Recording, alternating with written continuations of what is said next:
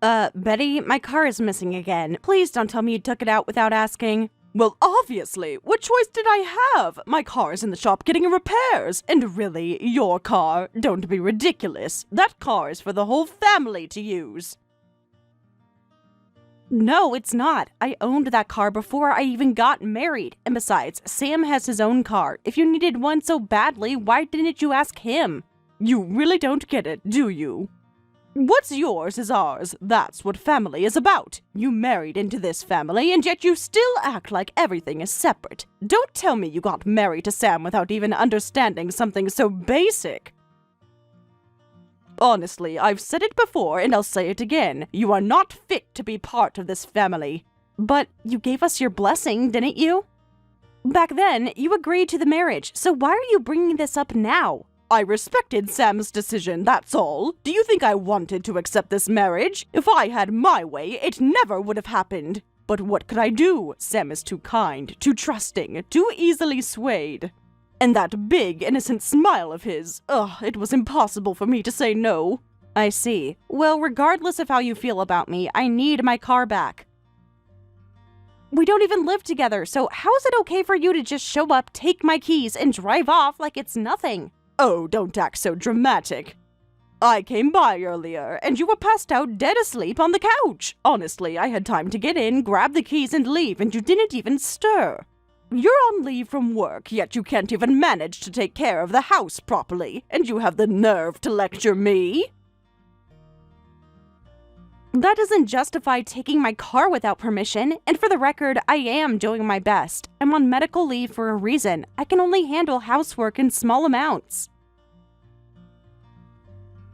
Oh, don't start whining. I've been through pregnancy too, you know, and back when I was expecting, I never made excuses like that. So you're saying I should just push through everything no matter what? Exactly. That's what it means to be a strong woman. You think I had time to sit around and complain? I was on my feet every day, making sure everything was perfect for my family. I see.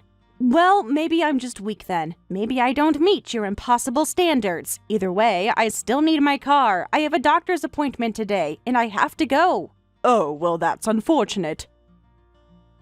I actually have an important errand today, too. Looks like you'll just have to walk. Wait, what? No, the hospital is 15 miles away. There's no way I can walk that far. Oh, come on. If you can't even handle that, what will you do when things get truly difficult? When I was pregnant, I walked 25 miles every single morning for my health. That might be the most blatant lie I've heard in a long time. It's not a lie, though I doubt someone like you would understand. You grew up working at that rundown diner of yours, didn't you? A cushy little life helping out in your parents' filthy restaurant, never having to deal with any real hardship. Of course you wouldn't know what true struggle looks like. Are we really doing this again? Why do you always bring up my family just to insult them? Oh, I'm just stating the facts. That place is old and disgusting, the food is cheap, and the customers are rough. And sure, you might have a cooking license, but let's be real, those kinds of customers wouldn't know good food if it hit them. Stop it! Just how far are you planning to take this? What exactly did I do to make you hate me this much? How many times do I have to tell you? You don't belong in this family. You latched onto Sam, thinking you could worm your way into his life and take advantage of his kindness. Sam is too naive to see it, but I won't be fooled. That's not true. Why do you assume the worst of me? Because I know people like you. The moment I met your parents, I knew exactly what kind of background you came from. It was obvious. Excuse me? I've met all sorts of people through my high-end restaurant. I've learned how to read people, how to see through the little acts, and I knew the second I met them what kind of people raised you. You have no right to insult my parents. Take that back. Oh, come on. It's not an insult. I'm just being honest. Let's face it, we come from completely different worlds. The people who dine at my restaurant are all refined, successful individuals, and my chefs are the best in the industry. Meanwhile, you? You're just some small-town girl cooking for a bunch of nobodies in a dingy little diner. We were never going to see eye to eye. You've got to be kidding me! Oh my, what's with that tone? Should I tell Sam? Maybe I should say that Liv threatened me. Wait, the contractions. Oh, well in that case, you better get to the hospital fast. Lucky for you, I'm nearby. I suppose I can stop by and pick you up. You should be grateful. Thank you.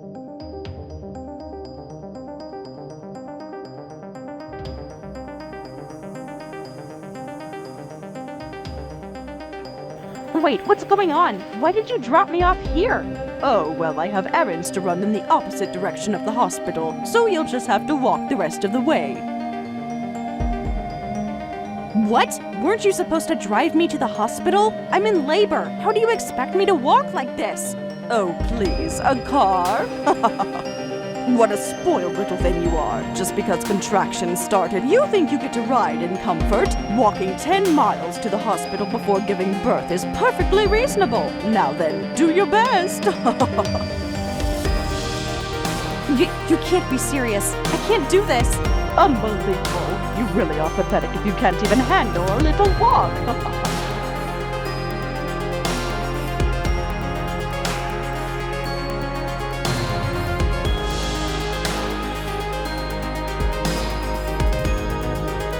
Hey you, how's the labor going? Did you make it to the hospital safely?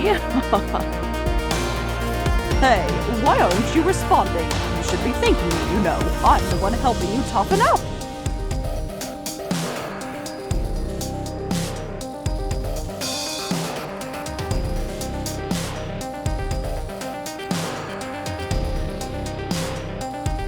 Come to the funeral home right now! What? Sam, what are you talking about? Why would you be at a funeral home? Did you get lost? Oh, honestly, you're such a handful sometimes. So cute, really. Mom, just come! I'm not joking! Mom? You always call me Mama. What's with this formal tone all of a sudden? That was when I was in kindergarten! Can you stop acting like I'm still 5? But it's true, isn't it? Just enough! I need you to come here and apologize to Liv, even if she can't hear you anymore. What? Wait, what do you mean she can't hear me? Come here and see for yourself. Look at her, see what's left, and understand what you've done. No. This is some kind of sick joke. You're just trying to scare me. I never meant for anything bad to happen. You left a pregnant woman in labor alone on the side of the road! Do you think just saying I didn't mean to is gonna change the outcome? Sam, why are you talking to me like this? You're always so sweet, so gentle. Why are you being so cruel? Do you hate me now? Hate you? Liv is gone because of you! What the hell do you think I feel right now? You're gonna take responsibility for this! Wait, Sam, listen, please listen. Think of it this way. We can live together again, just like before. Doesn't that sound nice? How can you say that? How dare you say that? What kind of twisted person looks at what they've done and smiles about it? That's not. I didn't mean it like that. I just meant, well, Liv wanted to walk. What? She told me. She said she felt like walking to the hospital. I told her it wasn't a good idea, but she insisted.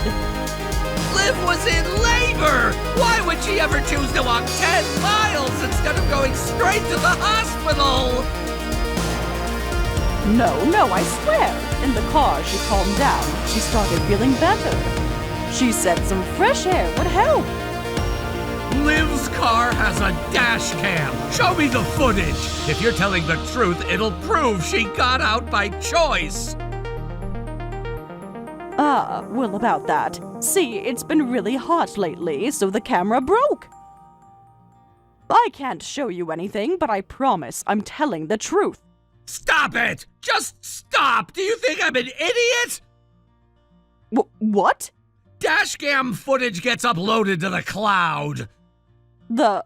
what? Liv's phone has access to the recordings. Even if the camera broke, the footage is still there.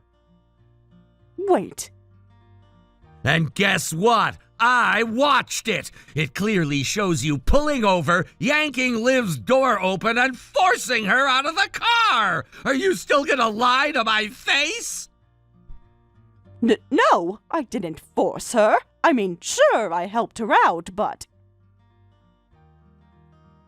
Shut up! I've had enough! How many times have I told you? How many times have I begged you? Stop hurting Liv! I wasn't trying to hurt her. I just... Every time. Every single time. That's what you always say. But it's not up to you. The person getting hurt is the one who decides what's cruel. Sam, please. I said shut up. I'm sending you the address. Get here now, or I swear to God I'll hand that footage over to the police. Wait, no, please. I'll come right away. Just don't say things like that. You're scaring me, Sam. Scaring you? You think I'm scary? I wish Liv had been scary enough to make you stop. Wait, but how am I supposed to get there? Come pick me up. I already called a cab. Get in.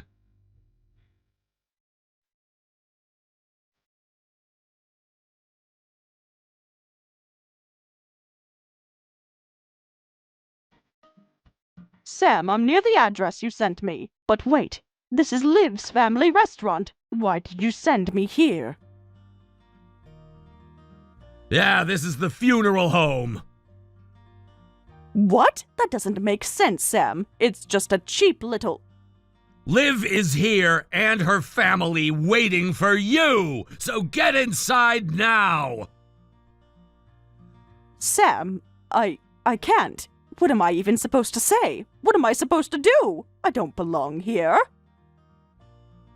You don't belong? You don't get to say that. You put her here. You made this happen. But I didn't mean for it to turn out this way. I never wanted this. And yet here we are. No, I can't do this. I won't. I need to leave. Oh, hell no. You're running? I see you, you know. I'm standing right by the window. Wait, Sam, you're actually inside the restaurant? Yeah, of course I am. Unlike you, I'm not a coward. Then you should come with me. Sam, please, let's just get out of here. We can run away together, just the two of us. You think I'd run from this? You think I'd run with you? You don't understand, do you? You disgust me. But Sam, you were such a mama's boy. You used to love me. You were always by my side. That was years ago, back when I thought you were someone worth loving. I was a child. Now I know better. No, you don't know better. You're just confused. I'm your mother, Sam. I'm the only family you have left. Your father is gone. I'm all you have. And you're all I have, too. I was just lonely. So your solution was to take my family from me? To make me lonely, too? No, that's not what I wasn't thinking. I just wanted... It doesn't matter what you wanted. What matters is what you did. But I love you, Sam. I only did this because I love you. If you actually loved me, you'd respect what I wanted. I did respect you. I let you marry her, didn't I? Even though I knew it was a mistake. You let me? You didn't let me do anything! I chose Liv, and you spent years trying to punish me for it! That's because I didn't know where she came from. I didn't know her family ran this filthy little... What did you just say? Oh, come on, Sam. You know what I mean. I run your father's restaurant, the one he worked so hard to make prestigious. A place of status, a place of refinement. And? And then you went and married some nobody from a greasy little diner. You tainted everything your father built. How could you do that to him? To me? So that's what this was about. This whole time! Of course. Sam, don't be dense. You know how much appearances matter. If people find out my son married into some cheap hole in the wall, what do you think that does to my reputation? Oh, I see now. You never actually cared about my happiness. You never cared about me. You only cared about how it looked. That's not fair. Your father understood the importance of status. He valued tradition. He built something great, and you had a responsibility to uphold that. Instead, you threw it all away. I didn't throw anything away. I built a life with Liv, one that mattered more than some restaurant. You don't get it. You're ruining our name, Sam. No, you did that yourself. I can't do this right now. Look, I forgot my wallet at home, so I'll just go. We'll talk later, okay? Once you've calmed down. Oh, I'm perfectly calm. I just know you're not walking away from this. You're coming inside. You're gonna look them in the eye, and you're gonna apologize. I can't. If I do that, they'll think I'm the bad guy. You are the bad guy. And guess what? That dash cam footage? It's already in my hands. If you don't get inside right now, I'm handing it to the police. Wait! Okay, I'll go. But I hate this. I don't want to step foot in that filthy little diner.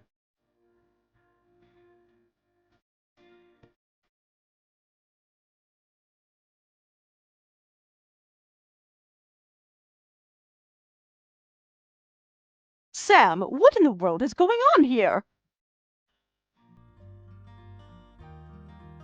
I walked in, and without so much as a second glance, I was greeted like it was any ordinary day. They even showed me to a seat as if this was all perfectly normal. How could you let this happen?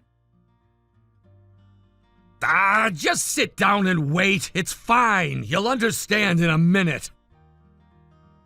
Wait a second. Those people in the kitchen, those are Liv's parents, right?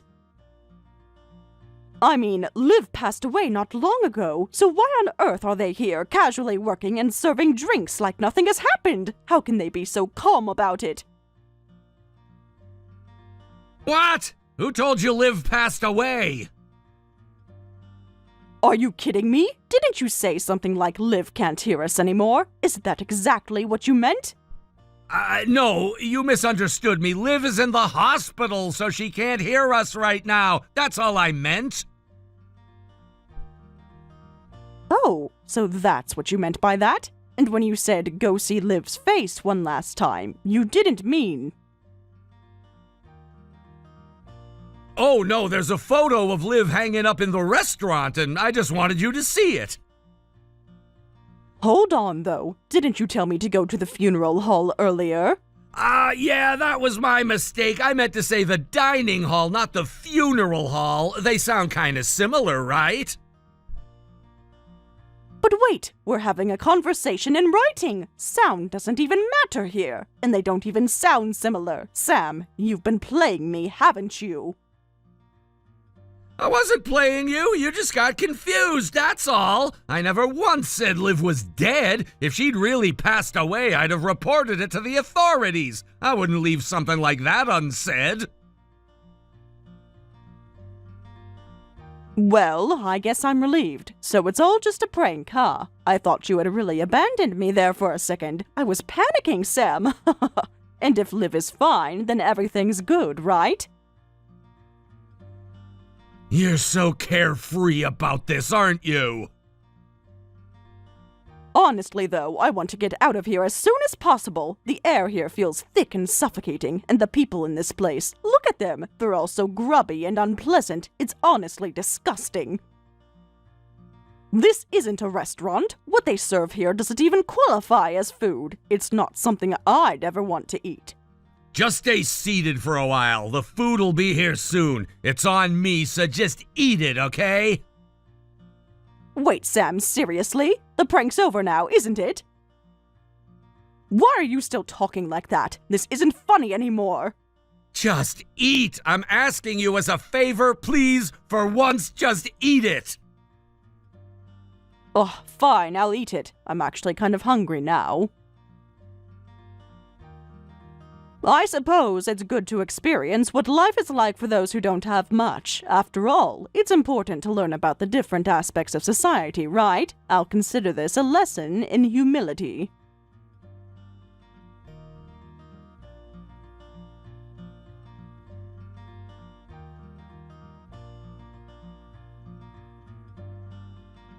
Hey, this lamb dish. I heard it's your recipe. Is that true? Yes, it is. What do you think of it? Did it taste good to you? Well, wait a second. Is it really your original recipe? You didn't just take it from somewhere else, did you? No, it's not from anywhere else. This is my own creation, and it's actually the signature dish at our restaurant. By the way, I'm really glad you decided to come here today. Yes, Sam asked me to come actually. He told me to eat and then to contact you once I was finished. I see. Well, please feel free to relax and enjoy your time here. Right.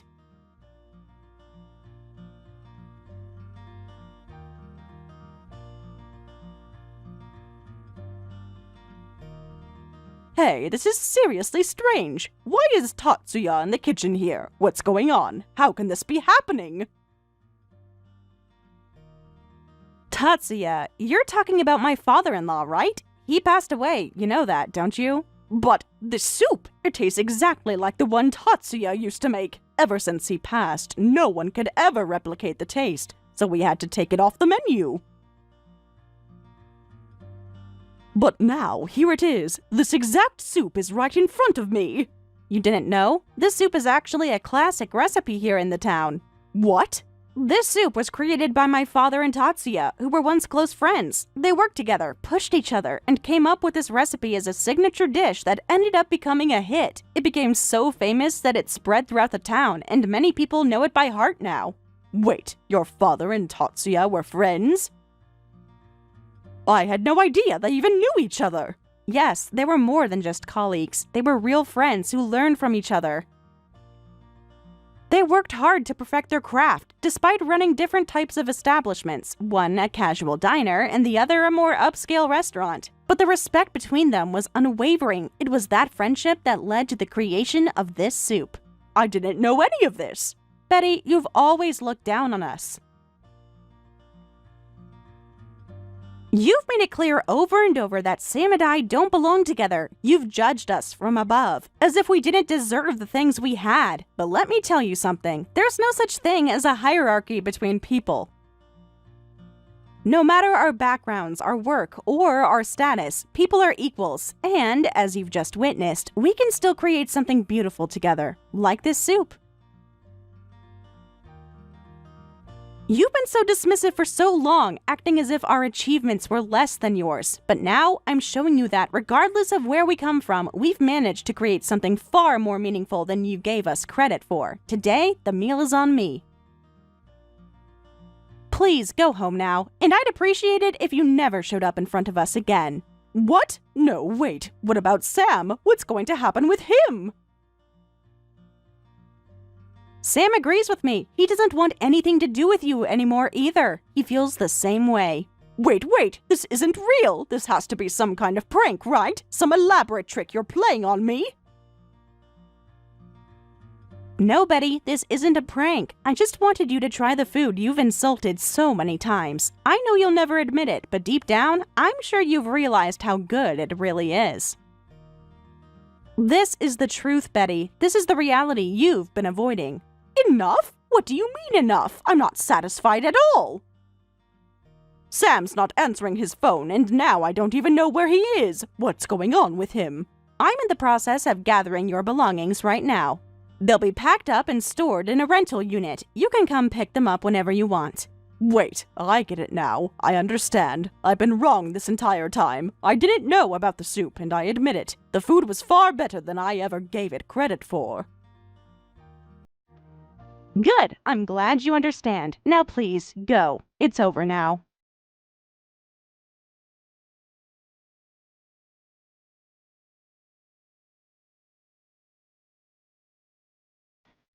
Liv, I'm really sorry for the trouble I caused with my mom. I truly am.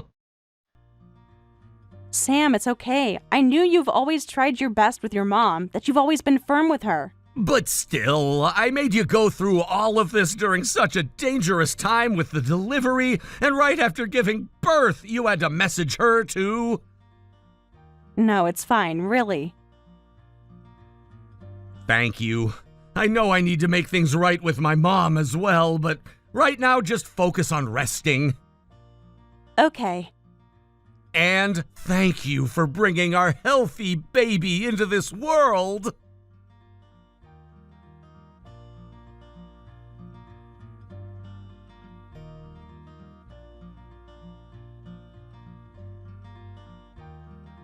We severed ties with Betty. She couldn't accept that Sam had cut ties with her. Despite this, she would come knocking at our door repeatedly, unable to understand why she had been rejected. She insisted on pushing into our lives, trying to repair the relationship, but we remained firm in our decision. Every time she showed up uninvited, it felt like she was trying to force us to undo what we had decided, as if by sheer will. We would somehow accept her back into our lives, but the reality was the damage was done, and there was no going back. Eventually, we made the choice to move away. We needed the space and the peace to move forward, and once we relocated, Betty stopped appearing. Her constant attempts to force herself into our lives ceased, and though we were relieved, there was still a lingering sense of sadness. It wasn't just a simple falling out. It was the end of a friendship that we had once valued, but that had been marred by betrayal and disappointment. The fallout from the situation didn't stay confined to just us. The incident spread throughout the town, and it didn't take long for people to start talking. People gossiped, speculated, and soon the story was all over town. Our relationship with Betty and the way everything had ended became a point of discussion for many. It wasn't just about the personal matters between us, it was about business as well. The businesses Betty was associated with had once been popular and successful.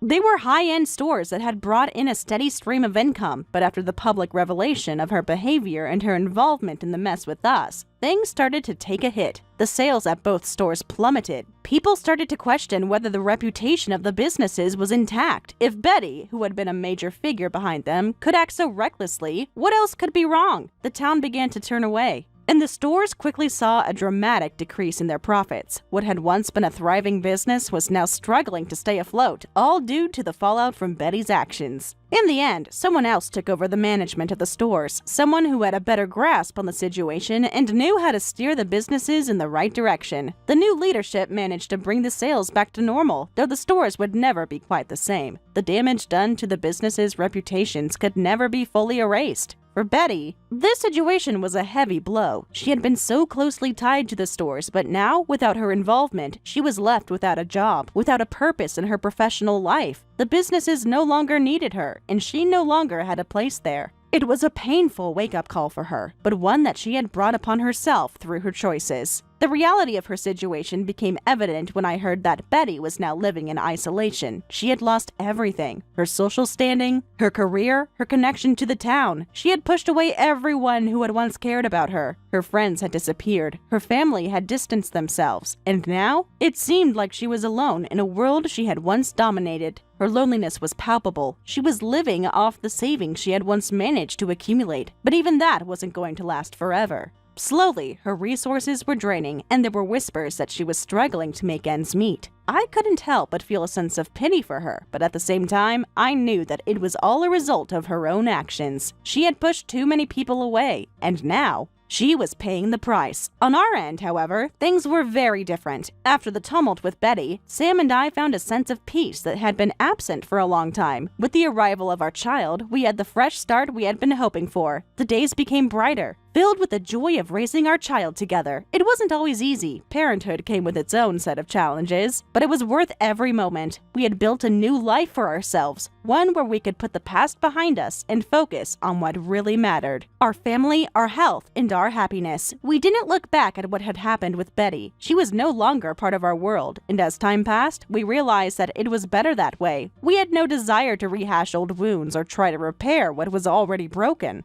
Our focus was on the present and the life we had created together. Our restaurant continued to thrive as well. It was something we had worked so hard to build, and we weren't about to let anything take that away from us. Every dish we served was made with care, using fresh ingredients and love. We remained committed to providing delicious, affordable meals to everyone who came through our door. Our restaurant had always been about offering people a place where they could come together, eat well, and enjoy each other's company without having to worry about the cost. And even as the world changed around us, our philosophy stayed the same. It was a place where everyone was welcome, and that sense of community was what made us different. We weren't in it for the fame or fortune, we just wanted to do something meaningful. We had no interest in the pretensions that sometimes came with high-end dining or exclusive social circles. We just wanted to offer a simple, nourishing meal for anyone who needed it. Over time, our restaurant became known for more than just its food. It became a symbol of resilience and warmth, a place that felt like home for so many people. Families, friends, and even strangers came in and found comfort in the food we served and the atmosphere we created. We worked tirelessly to keep things fresh, constantly experimenting with new ideas for the menu and ways to improve the experience for our customers. But no matter how much we changed,